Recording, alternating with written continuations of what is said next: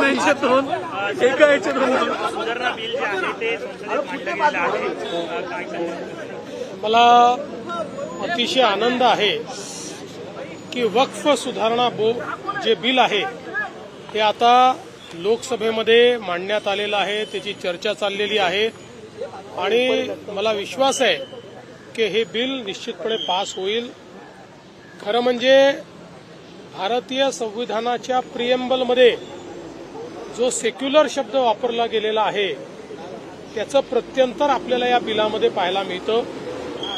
Original bill जे तयार झालं होतं या ओरिजिनल कायद्यामध्ये अमर्याद अधिकार होते आणि चुकीच्या पद्धतीनं जर त्या ठिकाणी निर्णय घेतला तर त्या निर्णयाला न्यायालयात देखील जाण्याची मुभा नव्हती. आता या नवीन बिलाने ती मुभा दिलेली आहे, चुका सुधारण्याची संधी दिलेली आहे आणि विशेषतः वक्फ बोर्डामध्ये महिलांना प्रतिनिधित्व मिळालेलं आहे. 3 तलाक नंतर पुन्हा एकदा मुस्लिम महिलांना प्रतिनिधित्व आता वक्फ बोर्डात मिळत आहे. ही एक मला असं वाटतं की अतिशय प्रोग्रेसिव्ह पुरोगामी अशा पद्धतीचं हे पाऊल उचललेलं आहे. कुठल्याही समाजाच्या विरोधात हे नाही, कुठल्याही प्रकारे कुठल्याही समाजाच्या धार्मिक आस्थांच्या विरोधात हे नाही, तर पूर्वी झालेल्या ज्या चुका आहेत की ज्या चुकांमुळे काही लोक त्याचा फायदा घेत होते आणि मोठ्या प्रमाणात जमिनी लाटत होते त्यांच्यावर मात्र याच्यामुळे टाच येणार आहे आणि म्हणून या बिलाचं मी स्वागतच या ठिकाणी करतो. मला विश्वास आहे की ज्यांची सत्सद विवेक बुद्धी जागृत आहे ते सगळे या बिलाचं समर्थन करतील. सर, यावर कुठेतरी असं म्हटलं जातं की जी लाखोची प्रॉपर्टी आहे बोर्डाची ती त्या जमिनीवरती कुठेतरी ती सगळी जमीन उद्योगपतीच्या घशात घालायची, यासाठी या बिलामध्ये सुधारणा करायच्यात असं कुठेतरी विरोधकांचं म्हणणं आहे. विरोधक या संदर्भातला एकही पुरावा किंवा मुद्दा हा जॉईंट सिलेक्ट कमिटी पुढे आणू शकले नाही. किंबहुना जॉईंट सिलेक्ट कमिटीमध्ये ते निरुत्तर झाले. 25 राज्यांनी ज्या सुधारणा दिल्या होत्या त्या सगळ्या विचार करून या सुधारणा करण्यात आलेल्या आहेत. जेव्हा काही उरत नाही, कुठलंही आर्ग्युमेंट उरत नाही, त्यावेळी अशा प्रकारच्या गोष्टी मांडल्या जातात. मला असं वाटतं की विरोधकांनी आपल्या छातीवर हात ठेवून जर निर्णय केला तर या बिलाच्या बाजूनेच ते निर्णय करतील, पण त्यांना केवळ लांगुलचालन करायचं आहे, केवळ मतांची लाचारी आहे, त्यामुळे पाय चाटायचे आहेत आणि म्हणून या बिलाचा ते विरोध करतात. लोकसभेत या बिलाची चर्चा सुरू होऊन 4 तास झाले तरी सुद्धा उद्धव ठाकरे गटाकडनं अद्यापही भूमिका उद्धव ठाकरे गटाकडनं जाहीर केलेली नाहीये. ऐसा है, वक्फ बोर्ड का जो बिल आया है हम उसका समर्थन करते हैं. जो हमारे संविधान में धर्मनिरपेक्ष इस शब्द का उपयोग किया गया है उस शब्द को परिभाषित करने वाला ये बिल है. जो कांग्रेस ने कानून तैयार किया था इसमें कोर्ट जाने का भी अधिकार छीन लिया गया था, जिसके कारण कई लोगों की जमीनें ये वक्फ बोर्ड ने ले ली. गांव के गांव वक्फ के दिखाए और जब लोगों ने उससे भी पुराने अपने जो सबूत है वो पेश किए तो उनको बताया गया कि अब कानून में इसको ठीक करने का कोई प्रावधान ही नहीं है. इसलिए वो ठीक करने का प्रावधान इसमें किया गया है. जो वक्फ की जमीनें वक्फ के नाम से जमा की और कांग्रेस के नेताओं ने बाद में उन जमीनों को धीरे धीरे अपने नाम करवा लिया, ऐसी चीजें वो न कर पाए, ऐसे प्रावधान इसमें किए गए हैं.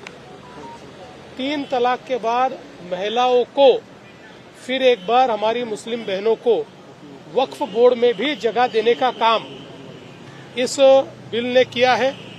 ये बिल किसी भी धर्म के खिलाफ नहीं है, किसी भी आस्था के खिलाफ नहीं है, किसी भी आस्था को ठेस पहुंचाने वाला नहीं है. जो गलतियां हुई थी उन गलतियों को सुधारने वाला और जो लूटना चाहते थे ऐसे लुटेरों को पाबंदी लाने वाला इस प्रकार का ये बिल है.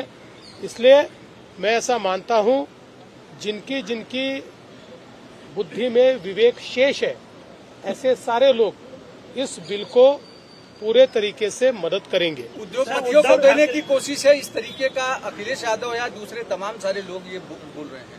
देखिए, ऐसा बोलना मूर्खता है, वो भी जानते हैं कि ऐसा कोई कर नहीं सकता। कानून में ऐसा एक भी प्रावधान नहीं है। ज्वाइंट सिलेक्ट कमेटी में एक भी इस प्रकार का प्रावधान वो नहीं दिखा पाए कि जिससे ये उद्योगपतियों को 1 इंच भी जमीन दी जा सके। ज्वाइंट सिलेक्ट कमेटी में वो निरुत्तर हो गए, कोई जवाब नहीं दे पाए, इसलिए अब यहां आकर विरोध कर रहे हैं। पूरा विरोध है, ये केवल वोट की राजनीति है, ये तुष्टीकरण की राजनीति है, एक प्रकार से तलवे चाटणे की राजनीती लोक कर रहे हैं। लोकसभेत चर्चा सुरू झाली, परंतु अद्यापही ठाकरे गटाकडनं कुठलीही भूमिका स्पष्ट करण्यात आलेली नाहीये। मी पहिल्यांदा सांगितलेलं आहे, ज्यांची सतसत विवेक बुद्धी जिवंत असेल आणि विशेषतः उबाठाच्या संदर्भात जर हिंदू हृदय सम्राट शिवसेना प्रमुख बाळासाहेब ठाकरे यांच्या विचारावर अजूनही चालण्याची त्यांची इच्छा असेल तर मला अपेक्षा आहे की ते बिलाला समर्थन देतील, या बिलाचा विरोध करणार नाही। मैं ऐसा मानता हूं कि जिनका विवेक शेष है, ऐसे कोई भी पार्टी के लोग कभी भी इस बिल का विरोध नहीं कर सकते। और जहां तक उद्धव बाळासाहेब ठाकरे शिवसेना का सवाल है, मैं ऐसा मानता हूं हिंदू हृदय सम्राट शिवसेना प्रमुख बाळासाहेब ठाकरे जी के विचारों का कोई भी अंश अगर उनकी कृति में बाकी होगा तो वो इस बिल का समर्थन करेंगे, ऐसी मेरी अपेक्षा है। वक्फ बोर्ड आणि हिंदुत्वाचा संबंध काय असाही ते प्रश्न आता तुम्हाला उपस्थित करा। काल तुम्ही जी पोस्ट केली होती त्यावर कोण करतंय? संजय राऊत ठाकरे गट आणि संजय राऊत कोण आहे? तुम्हाला मी 10 वेळा सांगितलंय, माझ्या लेवलचे प्रश्न विचारत जा, आता मला तुमच्या बुद्धीची क्यू करावी लागेल। आज 100 दिवसांचा आढावा आणि उपसचिवांची बैठक सुद्धा झाली, काय की पॉइंट्स होते, कुठल्या मुद्द्यांवर चर्चा होती? 100 दिवसाच्या आढाव्याच्या संदर्भात आज 26 विभागाचे सचिव आणि मंत्री आम्ही निमंत्रित केले होते। जो 100 दिवसाचा आराखडा त्यांनी सादर केला होता, या 26 डिपार्टमेंटचे एकूण 938 पॉइंट्स होते ज्याच्यावर त्यांना काम करायचं होतं। मला अतिशय आनंद आहे की त्यातल्या 411 पॉइंट्सवर त्यांचं काम पूर्ण झालेलं आहे, म्हणजे 44% काम पूर्ण झालंय। 372 पॉइंट म्हणजे 40% पॉइंट्स असे आहेत की ज्या पॉइंट्सवर काम अंतिम टप्प्यामध्ये आहे, जे काम निश्चितपणे वेळेत पूर्ण होणार आहे। केवळ 16% 155 मुद्दे असे आहेत, 16% मुद्दे की ज्याच्यावर काम अद्यापही मागे पडलेलं आहे। त्याच्याकरता त्यांनी काय अडचणी आहेत त्या सांगितलेल्या आहेत। त्यांना मी 15 दिवसाचा वेळ वाढवून दिलेला आहे आणि त्यांना सांगितलं आहे की 31 एप्रिलपर्यंत किंवा 1 मे पर्यंत हे जे 16% आहेत तेही काम त्यांनी पूर्ण केलं पाहिजे। दुसरं, विभागांना मी सांगितलेलं आहे 1 मेला प्रत्येक विभागाने आपल्या वेबसाईटवर आपण 100 दिवसाचा काय प्लॅन केला होता, त्यातला किती प्लॅन एक्झिक्यूट केला, जो नाही झाला त्याची कारणं काय आहेत हे प्रकाशित करायचं आहे। त्यामुळे मीडियाला देखील ते उपलब्ध असेल की 100 दिवसाचा कार्यक्रम किती यशस्वी झाला याची पूर्ण माहिती ते देणार आहेत। आता 22 डिपार्टमेंट आमचे उरलेले आहेत, ज्या 22 डिपार्टमेंटचा आढावा उद्या आम्ही घेणार आहोत। वीज बिलांच्या संदर्भामध्ये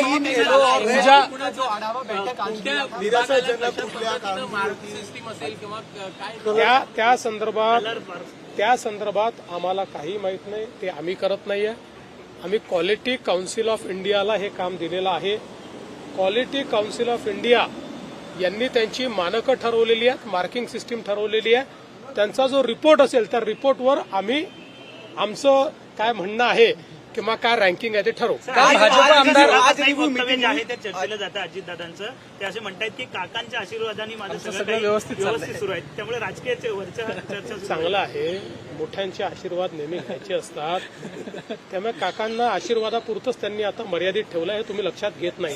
काल भाजप आमदार सुरेश दसांनी एक विधान केलं, बिश्नोई यांच्या माध्यमातून असल्या विधानांवर मी काय उत्तर द्याल. MNA जिस तरीके से कई जगहों पर हे जे काही रोज बीडमध्ये कोणी हे विधान करतं, कोणी ते विधान करतं, मला असं वाटतं की तुमच्याकडे बातम्या काही फार उरलेल्या नाहीत, त्याच्यामुळे तुम्हाला दुसरं काही त्या ठिकाणी सापडत नाही, त्यामुळे तुम्ही ते चालवत असता.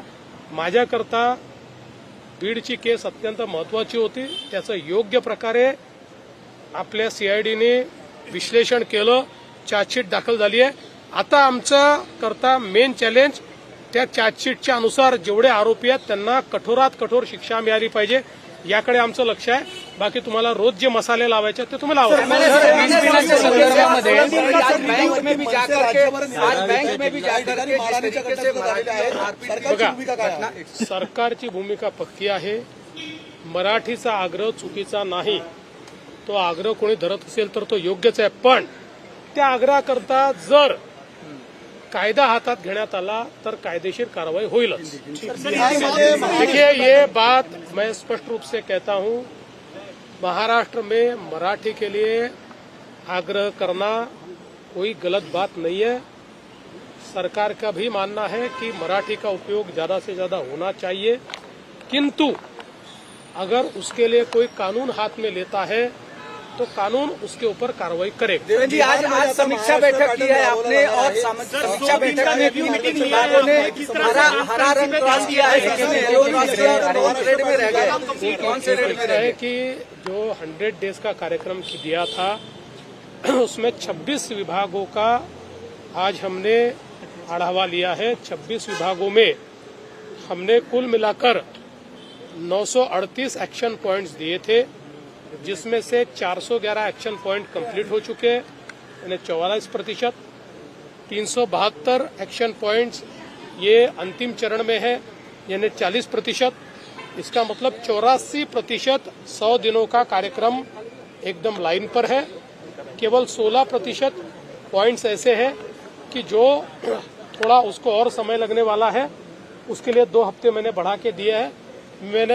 मेरा विश्वास है की इस कार्यक्रम को अच्छी तरह से पूरे करेंगे. बिहारमध्ये आता महाराष्ट्र पॅटर्न राबवला जाणार आहे अशी माहिती समोर येते. अमित भाईंनी जे मार्गदर्शन केलेलं आहे बूथ कमिट्यांपासून, अशा प्रकारे गौरवाची मला असं वाटतं की महाराष्ट्रामध्ये आपल्याला लक्षात आहे की अमित भाईंनी आमच्या प्रचाराची सुरुवात केली होती.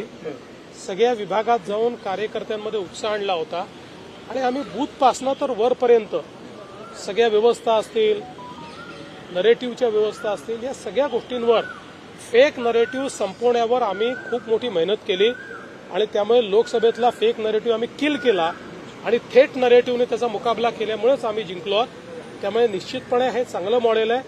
ते बिहारमध्ये यूज होत असेल तर चांगलंच आहे, पण बिहार एक असं राज्य आहे की ज्यांचं स्वतःचं एक मॉडेल आहे. शेवटी बिहार ही राजकारणाची पाठशाळा आहे, त्याच्यामुळे त्यांचं स्वतःचं मॉडेल ते वापरतील. आमच्याकडनं काही हवं असेल तर आम्ही देऊ.